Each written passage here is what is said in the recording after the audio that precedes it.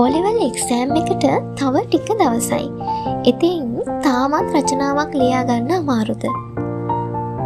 සමහර විට මෙතන ඉන්න පුළුවන් අනේ රචනාව නම් ඉපාම කරපු දෙයක් මම නම් රචනාව ලියන්නේ නැහැ කියලා හිතාගෙන ඉන්න ළමයි.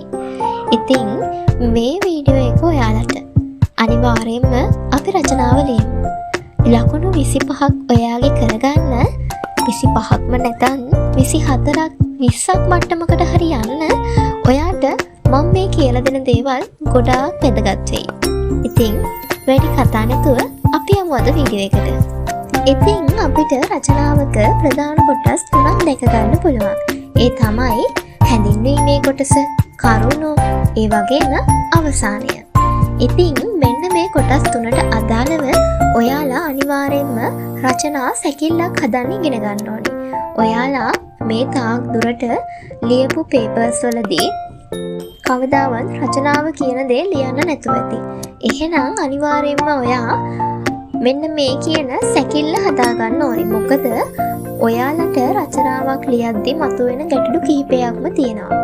ඒ තමයි ඔයාලට අවශ්‍ය කරුණු ගලප ගන්න අමාරුයි. ඒ වගේම සමහර විට ඔයාලට රචනා මාතෘකාවක් යොදා ගන්නත් අමාරු වෙන්න පුළුවන්. කාලකරමනාකරණය අමාරු වෙන්නත් පුළුවන්. ඒ වගේම ඔයාට හිතෙන්න පුළුවන් අයියෝ වැදගත්ම කරුණු ටික මම ලියලා නෑ නේද කියලා. අන්න ඒවට හොඳම විසඳුම තමයි මේ රචනා සැකිල්ල හදන එක. ඉතින් අද අපි ඉගෙන ගමු මේ රචනා සැකිල්ලක් හදලා කොහොමද රචනාවක් සාර්ථකව ලියන්නේ කියලා.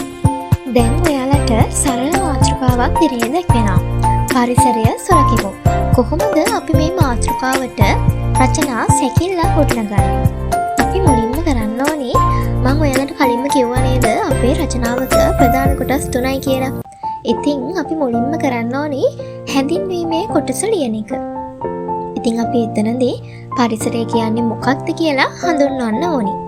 ඊට පස්සේ අපිට පුළුවන් දෙවෙනි ඡේදයේ විදිහට පරිසරයේ තියෙන දේවල් මොනවද කියලා ලියන්න.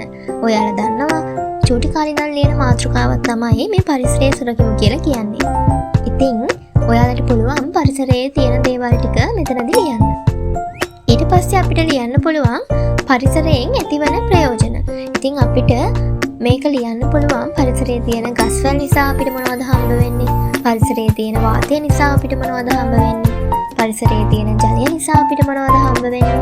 මෙන්න මේ විදිහට වෙන් කරලා ඔයාලට ලියන්න පුළුවන්. ඊට පස්සේ අපිට ලියන්න පුළුවන් පරිසරය විනාශ වෙන ආකාරය.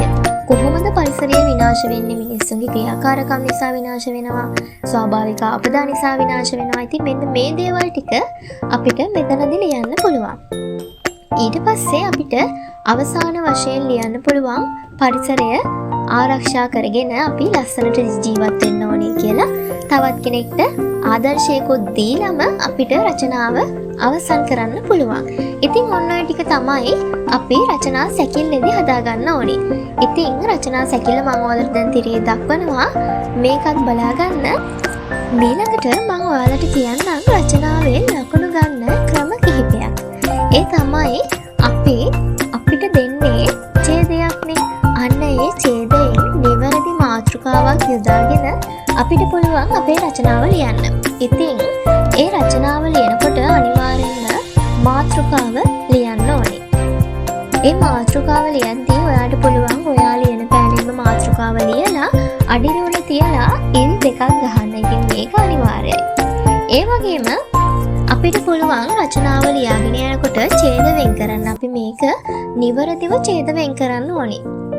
ඉතින් රචනා සැකිල්ලක් හදාගත්තාම අපිට පුළුවන් ලේසියෙන්ම මේ නිවැරදි ඡේද වෙන් කරන්න. ඊළඟට ඔයාලගේ උක්ත ආඛ්‍යාත ගැලපීම් අනිවාර්යයෙන්ම අත්‍යවශ්‍යයි. ඒ වගේම ඔයාලගේ අක්ෂර වින්‍යාසය අනිවාර්යයෙන්ම රචනාවක් තුළදී බලනවා. සාමාන්‍යයෙන් විචාරයකදී ඒ දේවල් අඩුවෙන් බැලුවත් රචනාවකදී අනිවාර්යයෙන්ම ඒ දේවල් බලනවා.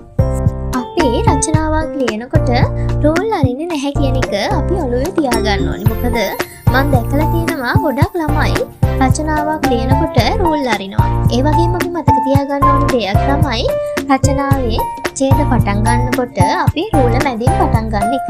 මේ දෙකත් අනිවාර්යයි. ඉතින් ඔයාලා ලකුණු වැඩි කරගන්න කැමති නම් මෙන්න මේ දේවල් පිළිපදින්න කියලා මම මතක් කරනවා. ඉතින් ඊළඟට මම ඔයාලට තිරේ දක්වනවා තවත් රචනා සැකිල්ලක්. ඊට අමතරව ඔයාලට මේක තේරුණාද කියලා බලන්න ඔයාලට පුළුවන් තවත් වැඩක් කරන්න. ඒ තමයි තාක්ෂණය කියන මාතෘකාව යටතේ ඔයාලා රචනා සැකිල්ලක් හදලා කමෙන්ට් එකක් දාගෙන යන්න රචනා සැකිල්ල. ඉතින් පුළුවන් වෙලාවට මම ඒවත් බලන්නම්. අදට වීඩියෝ එක අවසන් කරනවා ස්ටඩි විත් ඉඳු එක. ආදරයෙන් රැඳී සිටපු ඔයාට ගොඩාක් ස්තුතියි.